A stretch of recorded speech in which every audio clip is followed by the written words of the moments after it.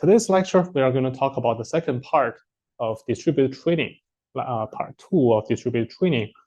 This is the agenda for today. We are going to start with the hybrid and also the mixed parallelism and how to parallelize across auto-parallelize to choose from different parallelization methods, and also understand the bandwidth and also the latency bottlenecks of distributed training. Then we are going to talk about gradient compression to overcome the bandwidth problem, the bandwidth bottleneck of distributed training, including using gradient pruning. Can we allow sparse communication, and also how to apply deep gradient compression to reduce communication bandwidth, followed by gradient quantization by using 1-bit SGD and also term grad to further quantize the gradients and reduce the communication bandwidth requirement, followed by delayed gradient update to overcome the latency bottleneck. So let's start with hybrid or mixed parallelism, and also talk about how to auto-parallelize. And let's first review 3 kinds of parallelization opportunities for distributed training, starting with data parallelism. Okay, so we want to split the data. You have n copies of the model, and you have this is pretty high utilization, but high memory cost, since you have to have the same copy of the entire model on each machines. But that can be potentially optimized by 0, 1 to 3 for fully sharded data parallelism. And here is some modern communication networking technologies from InfiniBand. It's just giving you an idea. EDR is 100 gigabit per second, HDR 200 gigabit, NDR 400 gigabit per second. So for the pipeline parallelism, we want to split the model by the layer. So each GPU is processing a certain kind of layers, and we pipeline them together, just like the pipeline stages in the computer architecture. After splitting the model by layer, we can have a single copy of the model across different GPUs that may have low utilization. Some slow layers have to wait. Some fast layers have to wait for the slow layer. Low memory cost, since each GPU handles only a subset of all the layers. Medium communication, unlike this one has low communication because the entire update happens locally on the machine. Finally, the tensor parallelism. So this is splitting across one single tensor. You can chop it into different parts and put each part on the GPU. So you split the model by the tensor. You have a single copy of the model. This can have high utilization, low memory cost, but high communication, since you have to, you are chopping, dividing the tensors, and you have to communicate with each other. We can also combine them, not just have 1 to 3, but combine them together. For example, in this case, in the outer side, this group of 2 GPUs and these 2 GPUs, we are using data parallelism. Okay? We are feeding different data to group 1 and also group 2. And even for the same group, we are using pipeline parallelism between these 2 GPUs, and also pipeline parallelism between these 2 GPUs. So these 4 GPUs, we assign them as 2 plus 2. Okay? Outer side is data parallelism, and inner side is pipeline parallelism. In this way, this is the 2D parallelism using this hybrid approach. Of course, there's C3.2. We can have other approaches. Like this one, we are having the pipeline parallelism in the outer dimension, and also tensor parallelism in the inner dimension. Okay? Tensor parallelism by chopping the tensors. This is the pipeline parallelism by dividing the layers. We can even do 3D parallelism, okay? Having this 3-dimensional orchestration. The same color denotes the GPUs on the same server. Okay, so here we are doing 0 data parallelism this way. We are doing model parallel in this way. Since the same color in the same GPU, we tend to have easier, faster communication sitting in the same node, so that we can divide the tensor among the GPUs that sits in the same node since model parallelism has a huge amount of communication bandwidth requirement, and among GPUs, we do pipeline parallelism in this way. Immediately, the question is, the design space gets super big, right? How do we assign them? Okay, so when the model is too large to fit the GPU, we can split the model, okay, by using pipeline parallelism in this way, pipeline, part 1, part 2. But when the layer is too large to fit the GPU, we split the layer, okay, split the layer. Even for one layer, okay, we split it by GPU 1 and GPU 2. Okay, split the layer using tensor parallelism. But this is a pretty large design space already. So how do we find the best parallel strategies?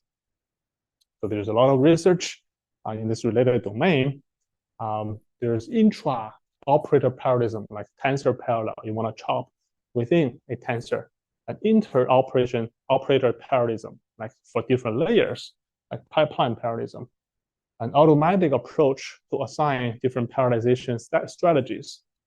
And I'm going to introduce ALPA from Berkeley that solve this problem, how to place these operations and layers when you have multiple machines and each machine has multiple GPUs. So that's actually a two-level assignment. So given a computational graph, there are many different approaches to parallelize them. Like we can have group 1, group 2, 2 by 2 plus 2, or 1 plus 3, or 3 plus 1, or 2 by 2 plus 2. And even in each layer, we can chop it vertically, or we can chop it horizontally.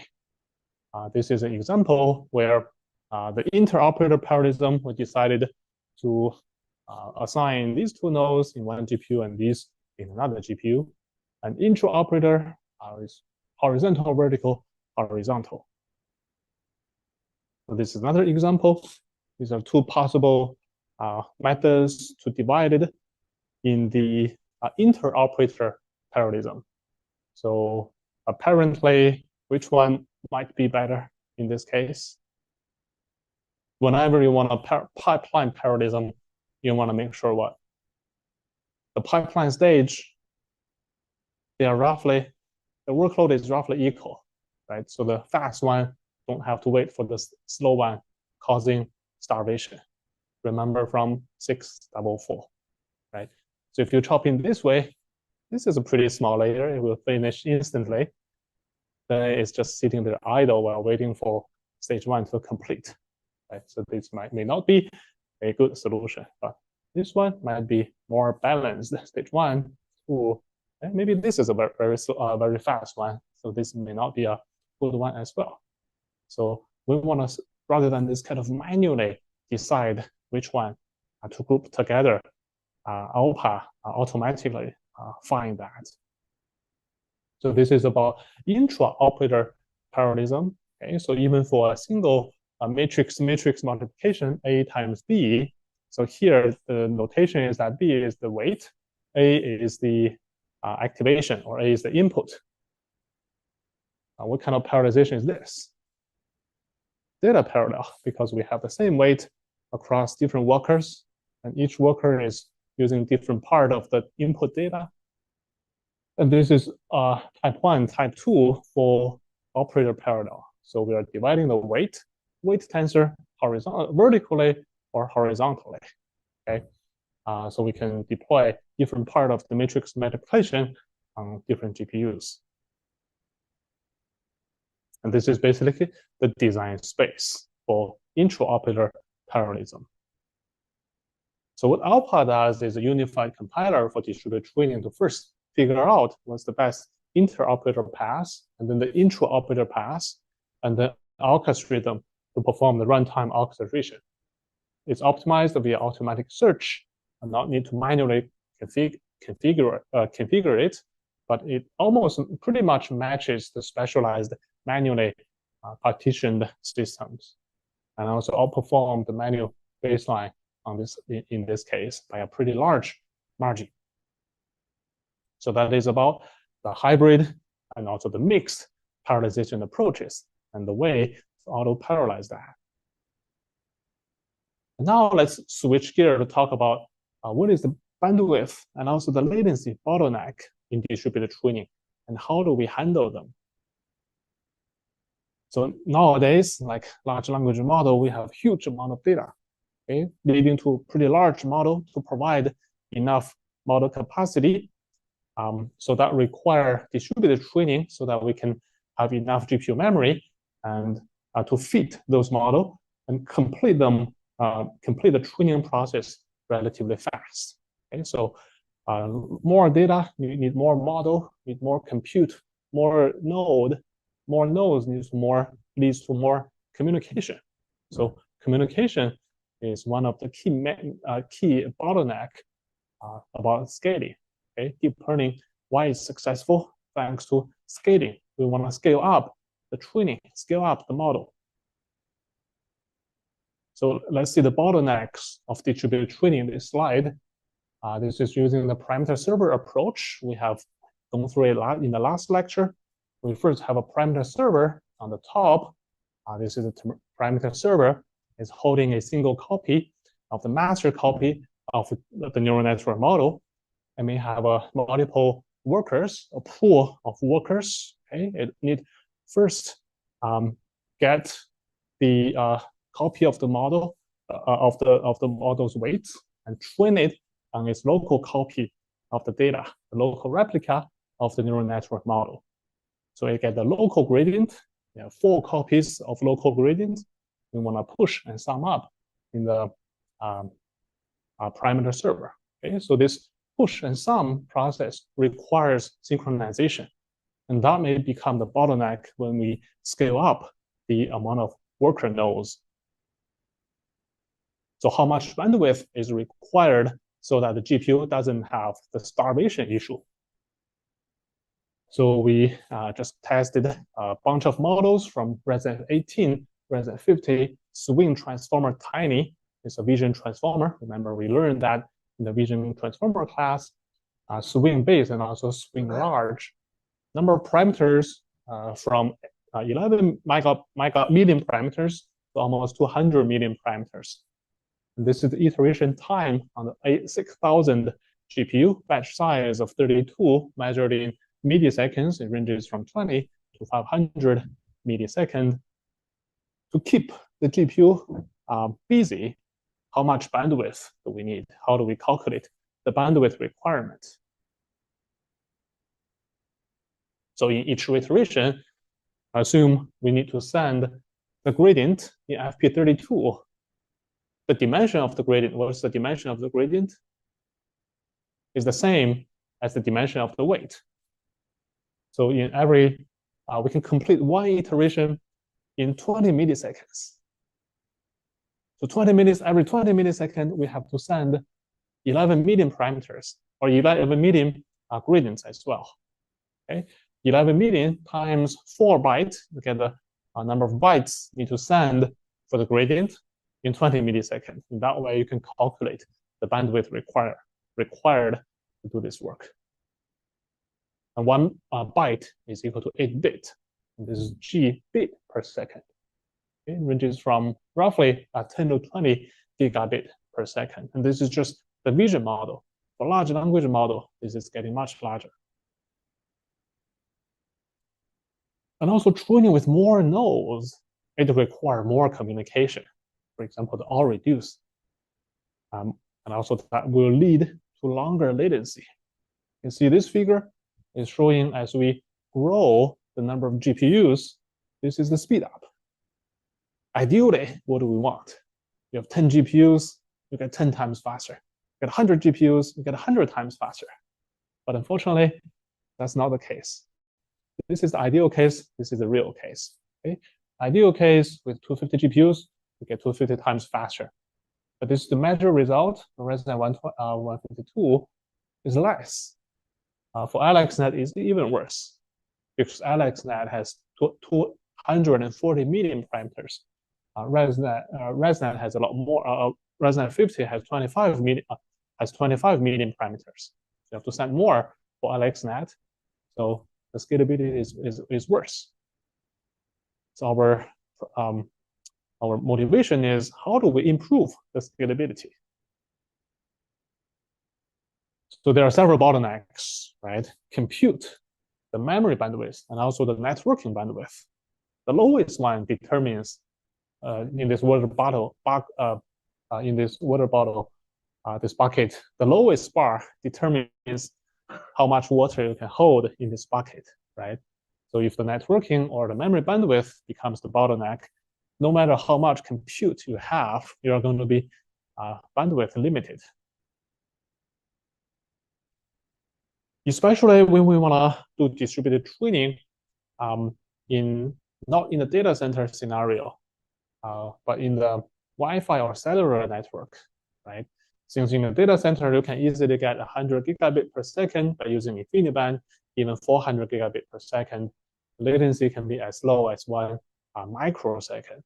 But if you want to do federated learning, or if you want to learn through Wi-Fi or cellular network, the bandwidth is about 1 gigabit per second. It's keep improving, and latency is in the order of magnitude of 100 milliseconds. So the high network latency will slow down the distributed training. So let's see. This is within a rack.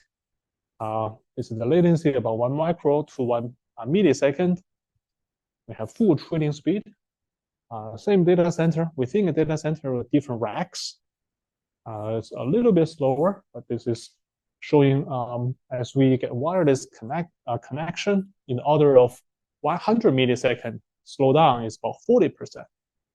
If you are want to do distributed training across the world, like 500 milliseconds or 1 second latency, it will be like a lot slower compared with in a data center, right? So we are going to introduce compression techniques, just like model compression. Now we want to do gradient compression to overcome this bandwidth bottleneck. So including gradient pruning to enable sparse communication, and also achieved by deep gradient compression, which we are going to introduce several techniques to enable 1,000 times sparsity. So 1 in 1,000 gradients, we only keep 1 in 1,000 gradients. So again, the motivation is try to reduce the communication here, okay, when we want to push less gradient or parameters to the parameter server. So pruning is going to say that this is dense tensor for the gradient. This is sparse counterpart. Lots of them are zeros. Since they are zero, we don't need to send them out, potentially saving the communication bandwidth. Or we can quantize the gradient from 32-bit to lower precision so that I can save the communication bandwidth. So sparse communication. We not only have this sparse tensor, but we have a residual, okay? So how do we select which one to keep? Actually, we are just using the top K approach, okay? Just sort the gradient tensor by the magnitude, and we keep the top K largest gradients. Very simple. And we may have a residual, which is the difference between the original dense gradient versus the pruned sparse gradient. And how do we handle the residual, which is different from when we are pruning the neural network for inference? This is for training. There are many iterations. How do we deal with the residual? How can we improve the precision by taking some special treatment for the residual without having to send them out?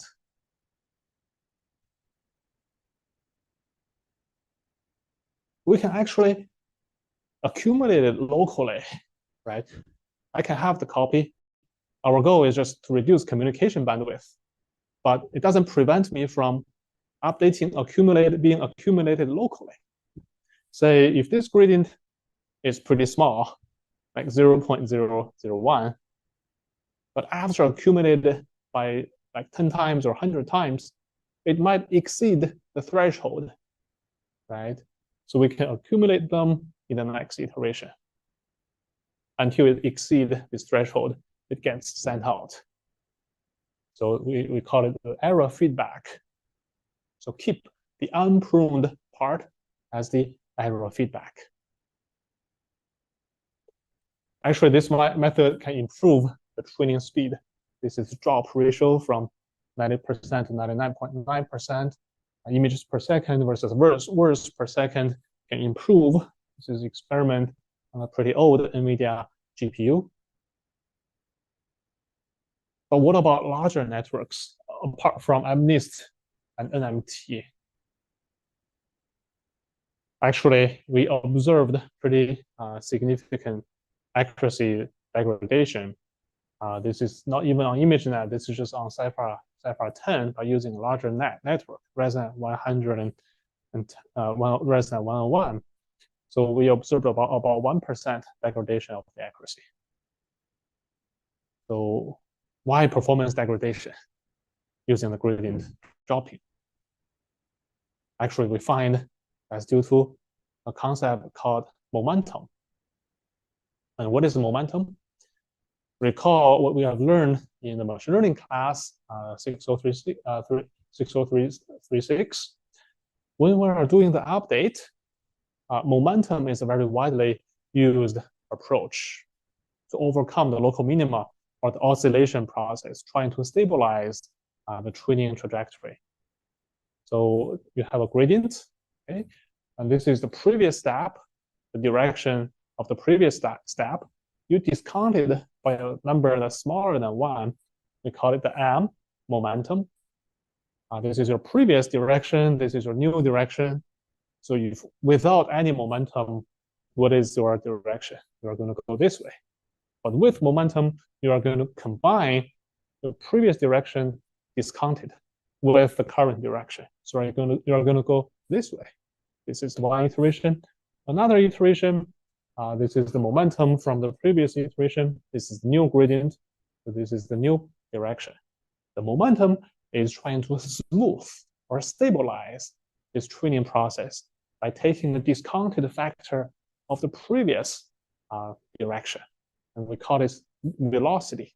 Okay? Velocity is the combination of the current gradient with the previous velocity, the previous direction. And when we are doing the update, when we are updating the weight, we are updating this velocity rather than updating the gradient itself. The velocity is the previous velocity discounted by momentum plus the current gradient. So let's see what is going to go wrong if we use optimization without momentum correction or doing gradient compression. So let's review it first. This is the momentum. We'll do the update. Another gradient, we'll do the update. So if we are doing the pruning, okay, we are previously talking about accumulating the gradient, okay, in order to give it a chance when the accumulated gradient is larger than the threshold, it's going to be sent out.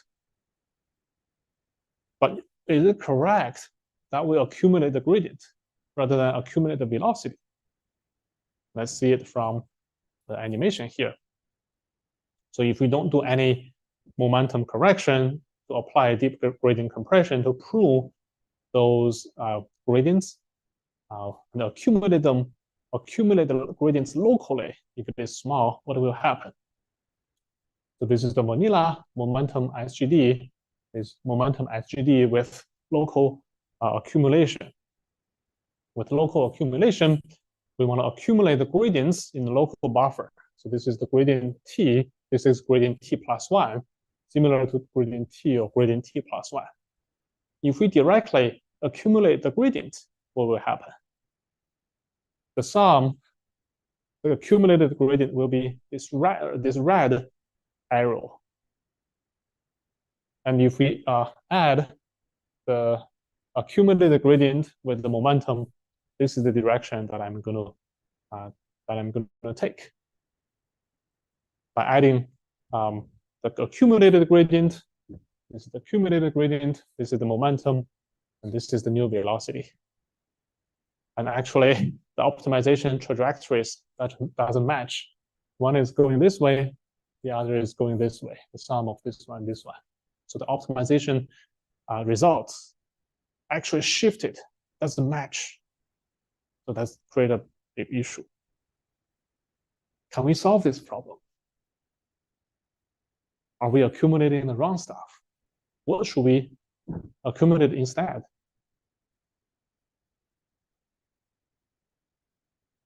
Okay, here we are adding the velocity. Okay, so we should accumulate the velocity, not the gradient. So this is the velocity, okay, which is the sum of the momentum of the previous step and also the gradient. This is the velocity for the next step. So we should accumulate the velocity in this way so that it's equal to the previous two approaches, two steps. Okay? So accumulate the velocity through different iterations rather than accumulate a gradient. In that way, we call it momentum correction.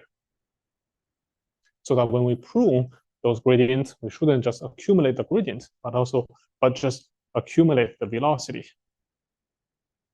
So the optimization status now matches the vanilla momentum SGD on the left. So let's put them together to review this magic approach. So this is vanilla momentum SGD. The update is equal to the previous step plus the current gradient. And we just do a step multiplied by the learning rate subtracted from the previous weight. This is without momentum correction. We are directly accumulating those small gradients which didn't exceed the threshold, and as a result, didn't get sent out, but accumulated locally, go in the wrong direction. But if we accumulate the velocity rather than accumulate the gradient locally, we can match the trajectory during multiple steps of SGD. Another important technique in deep gradient compression is using warm-up training. So in the early stages of training, the network is actually changing pretty fast. So the local gradient accumulation and stale gradient will aggregate the problem. So during initial training, it can be very steep. To alleviate that, we want to, of course, warm up the learning rate gradually rather than directly have a pretty big learning rate. We also want to warm up the sparsity rather than directly go to pretty high sparsity. We want to start with low sparsity and gradually enlarge the sparsity to avoid a sudden change in the sparsity. Exponentially increasing the sparsity in the first couple of epochs helps the optimizer to adapt to larger sparsity, and that's how we get to like 99.9 sparsity in the end. This is pretty amazing. This is top line accuracy of ResNet 101 on Cypher 10, LSTM on AN4. Without using the naive gradient pruning, they don't converge.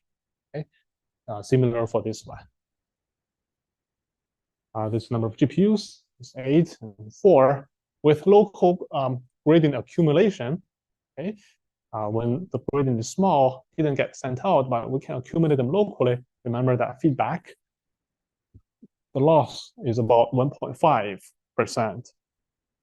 But if we add this momentum correction, the gap is only 0.3%. And also when we do a local gradient accumulation plus warm up, okay, it's about 1% gap. But if you put them together, combining the local gradient accumulation with momentum correction with warm-up training, by putting them all together, we call it deep gradient compression, we can match the accuracy. Despite we are having 99.9% sparsity, meaning that among 1,000 gradients, we keep only one. We send out only one gradient value. Similarly for the other data set. And this is on Cypher 10, using 99.9% gradient sparsity, we can match the training curve very well. And this is on another data set. This is on ImageNet data set. The compression ratio for AlexNet is about 500, 600 times. This is for VGG, it's about 200, 300 times. Well, the accuracy is fully preserved, both the top 1 and top 5. And the gradient size, previously you have to send more than 200 megabytes of gradient. Now it's about 0.39 megabytes. So this is another task. We just want to verify it on as many tasks as possible. This is for language modeling. We can reduce the bandwidth by 462 times. We can see the learning curve matches pretty well. And this is for speech recognition. We can reduce bandwidth by about 600 times, reducing from 400 megabytes to less than 1 megabyte. But what is the potential problem when we are doing the all-reduce process for sparse gradients?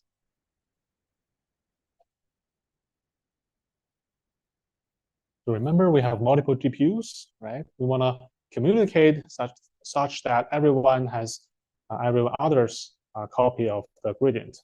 Like we have 4 GPUs in this case, and in the ring, they have different sparsity ratio, sparsity pattern. Okay, 1 stands for there is a gradient. 0 means there's no gradient over there. When we are doing the all-reduce, for example, the ring all-reduce process, 0 give it to 1, 1 give it to 2, 2 give it to 3, 3 give it to 0. After one iteration, node 1 has both the information from itself and also the information from node 0. So in this case, node 1, the sparsity pattern will be this plus this, okay, from 0 and also 1. But what happened here? It's getting denser. Okay, previously, it was pretty sparse. Now it's getting denser because it's taking the information from its neighbor. And the neighbor's sparsity pattern is complementary, not the same.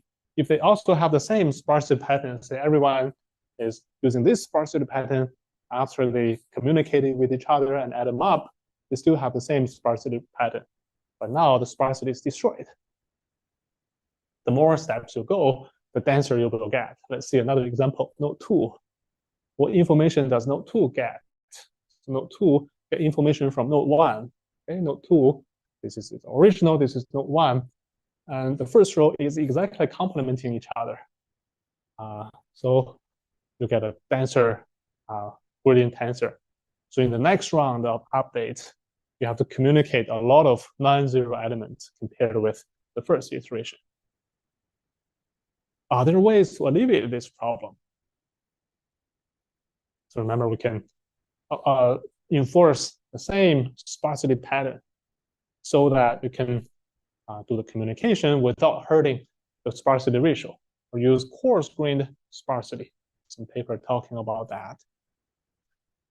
Given we have a huge opportunity to make it sparse, like 99.9%, this method will hurt the sparsity ratio a little bit, but enable us to have the same sparsity ratio across iterations.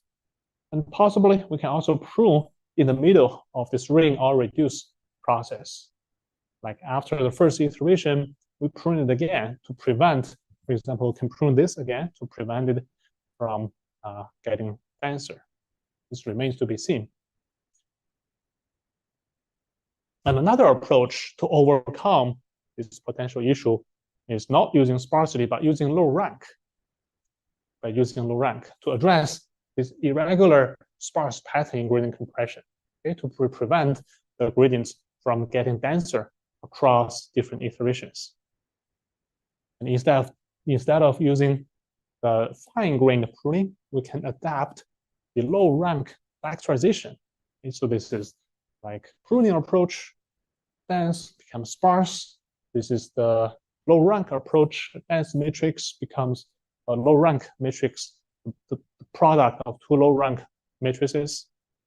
The low-rank matrix dimensions are the same across different servers. So they just need to communicate 8 elements in this way rather than 16 elements. No matter how many iterations they communicate, it's still 8. rather than this one might get denser. So this is the speed evaluation. This is SGD sigma rank 2, low rank approach. This is also the low rank approach. Scales pretty well. Well, this is the comparison, comparing the gradient pruning, gradient quantization, and this low rank approach, showing that low rank is actually pretty effective approach. So let's compare different gradient pruning methods. So gradient sparsification, we can first do this local gradient accumulation to give those small gradients get a chance to get accumulated, get large enough so that it can get sent out. But this has low sparsity ratio. But in order to achieve high sparsity ratio, we talk about deep gradient compression technique, which basically introduced this momentum correction. We should accumulate the velocity rather than the gradient. And also gradient clipping is also crucial. Warm-up training is also crucial. You can achieve pretty high sparsity ratio while maintaining the accuracy. And to solve this getting denser problem, we introduce this low rank approach instead of fine-grained pruning approach. So let's take a break before we jump into the next technique, which is gradient quantization.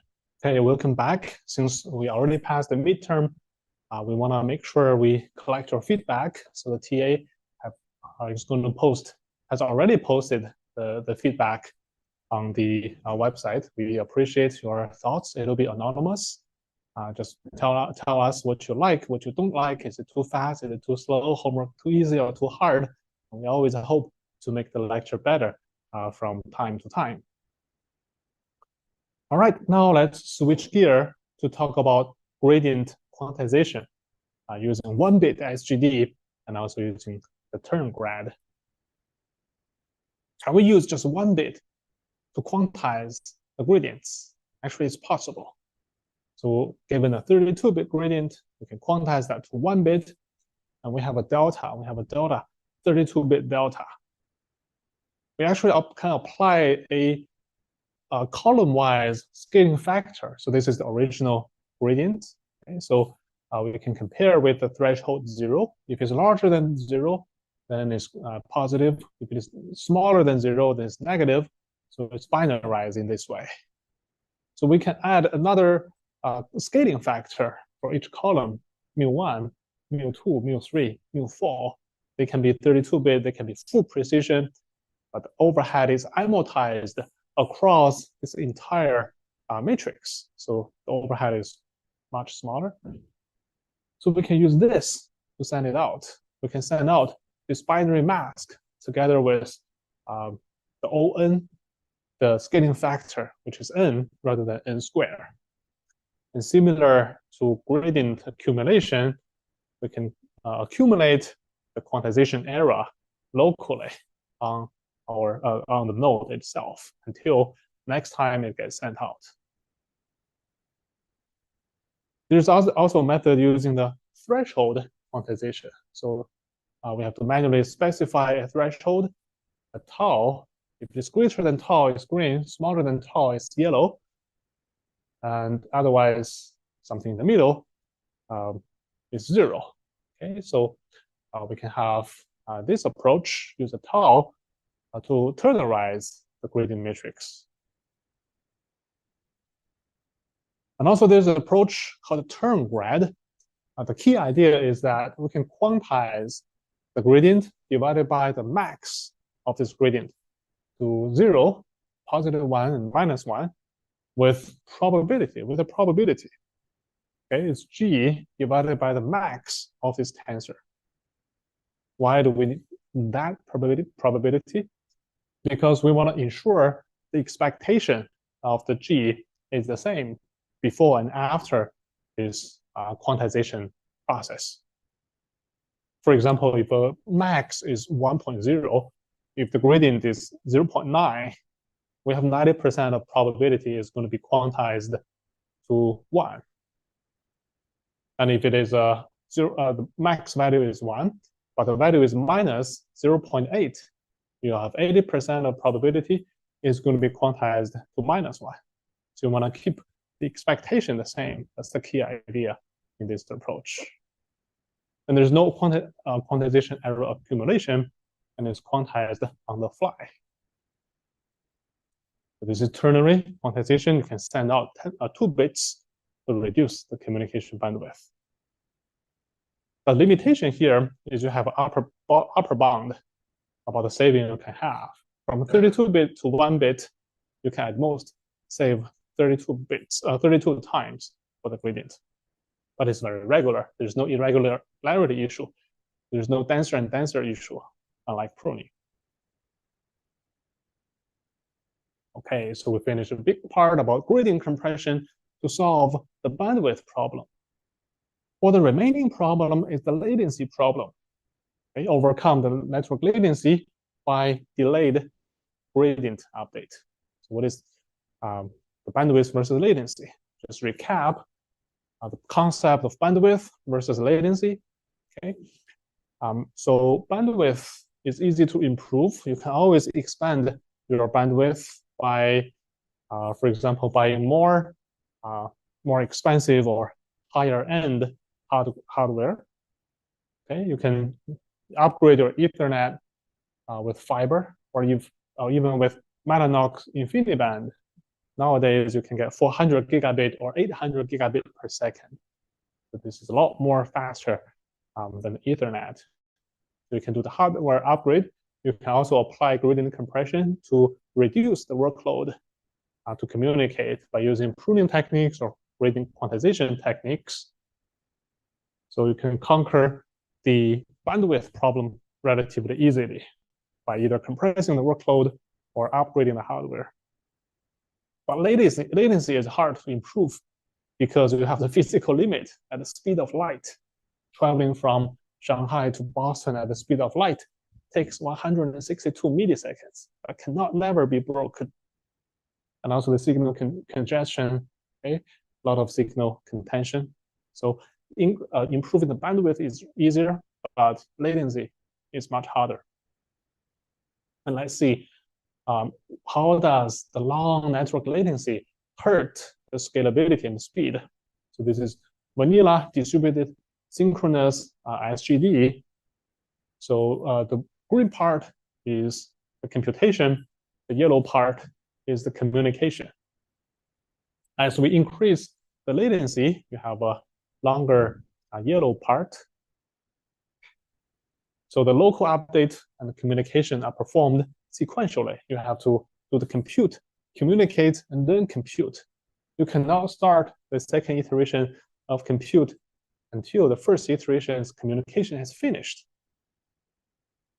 So the worker has to wait the transmission to finish before it starts the next step. This is similar to, if you're using an analogy of homework, this is like we released homework 1, finish the homework 1, and then we release the homework 2, and then you finish homework 2. You cannot release homework 3 unless you finish homework 2. But the amazing invention is the late day. We can use late day to handle the homework. What about, can we use the late day for distributed training to allow stale gradient? Okay, so we can overlap the communication with computation. So when you are doing lab 2, we already released the lab 3. They are overlapped. Let's see what exactly does that mean. So this is without any delay. All the local machines are blocked. They have to wait for the synchronization to finish. Okay, there's a long time between during this send and receive of the parameters. But if we can allow the delayed gradient averaging to use stale gradient, we can start the second iteration before we actually receive it. Previously, we have to receive to the accumulate the gradient communication, have that finished before we can start step 2. Now we can start step 2, iteration 2, without being blocked by this communication. We can start step 2, step 3, step 4, until we finally received the gradients from other workers. So now I apply this gradient update since I have received it from other workers. But now what I applied here is something that is 3 time step ago. It's a stale gradient. So the worker keep performing local updates while parameters are in transmission. And then I can apply this stale gradient. And similarly, at step 5, we are applying the gradient that is actually performed, calculated during step 2. So how do we implement that by code? So for iterations, we calculate the gradient, we send the gradient, the ID is the current iteration, and then we maintain this list of our iterations. We use the current gradient to populate this array, and then we receive the gradient that was actually sent the iterations before. So we are receiving an old gradient since the gradient communication takes time. When we are doing the update, we first apply the current steps gradient G, and then we kick out our own gradient that was D steps ago. We put it in an array to remember, keep a buffer of several steps. In this example, we have to keep a buffer of step 1, 2, 3, until we get 4. So we need to maintain a buffer, keeping track of our local gradient. So here we are kicking out our local gradient 8 steps ago. We finally received the average G from other workers coming from these steps ago, and we add it up. So kick out our old gradient and take in the new gradient, the outdated gradient sent from other workers. So this is like on the right-hand side, rather than we have to do the communication and synchronization step by step, we can now delay the step. In this case, we delayed it by 1 step. As long as the communication can finish before here, it doesn't hurt our total throughput. So we are pushing back the synchronization barrier by allowing stale gradient. So delaying the receiving timing of the ith gradient to a later iteration, D steps later. So compared with original approach, as you increase the communication latency, it slows the training. The training 4 steps, this one is longer than this one. But if we can delay the synchronization barrier by one step, as long as the communication is shorter than the computation here, we can allow the same time of completing these 4 steps of gradient calculation compared with the first one.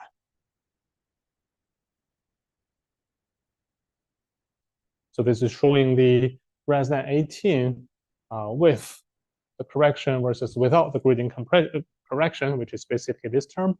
You kick out your own term, your own gradient that was D steps ago, and also you want to take in the average gradient you received from other workers that was sent D times ago, D steps ago. Finally, you received it now. So we call it this, the gradient correction term. So you cannot just receive from others, you also want to kick out your own stale gradient. We can see the accuracy is getting much better than without such gradient correction term, which is right here. And on the right-hand side is the illustration of delaying it by 3 or 4 steps. Like at the 4th iteration, the averaged gradient from the first iteration actually arrives. And when we are applying the optimizer, we need to calculate the Wij.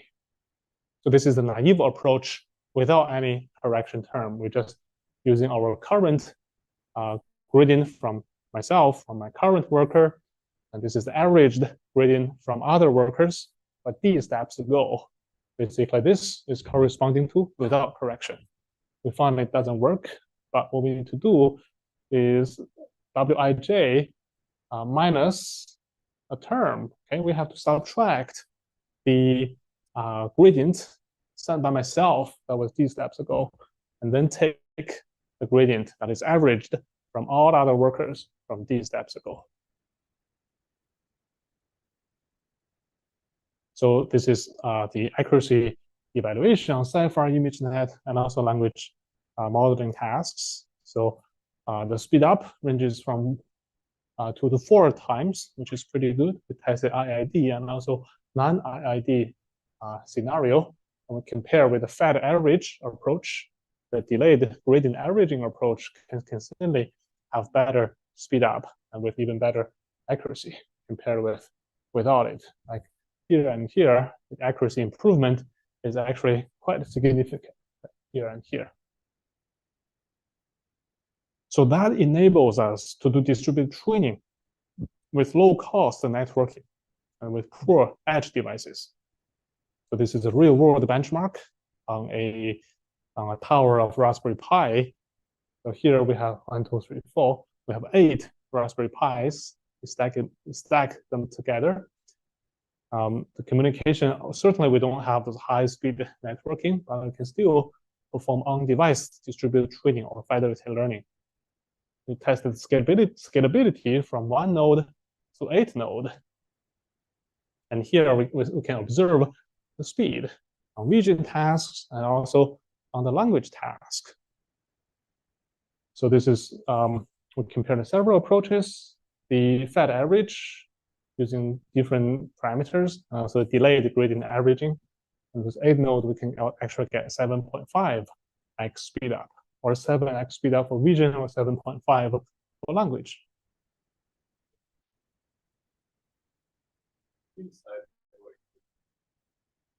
It's empirical. It's a trade-off between the networking latency and accuracy. So if you know your iteration time, for example, here, you know this is your iteration time, you can calculate it by running a job. And then that can determine the max number, the minimum number of iterations you need to have. For example, if you delay by 1 iteration, you can tolerate this latency. If you delay it by 2 iterations, you can delay 2 iterations latency. So given your network bandwidth, you know your networking latency, and also you know the compute latency for each iteration. So the number of delayed steps would be dividing the network latency by this compute latency for 1 iteration. Then you get how many iterations you need to delay. All right. So this is summary for today's lecture. We talk about first mixed parallelism, hybrid and mixed parallelism, and also how to automate this process for data parallelization, model parallelization, and also the pipeline parallelization. Then we understand the bandwidth and the latency bottleneck in distributed training with 2 approaches to conquer that issue, using gradient compression to overcome the bandwidth bottleneck by using gradient pruning, sparse communication, deep gradient compression, momentum correction to enable gradient pruning, and also gradient quantization using 1 bit or 2 bits. To conquer the networking latency bottleneck, we discussed about the delayed gradient update. So with that, I would like to conclude today's lecture and take a question.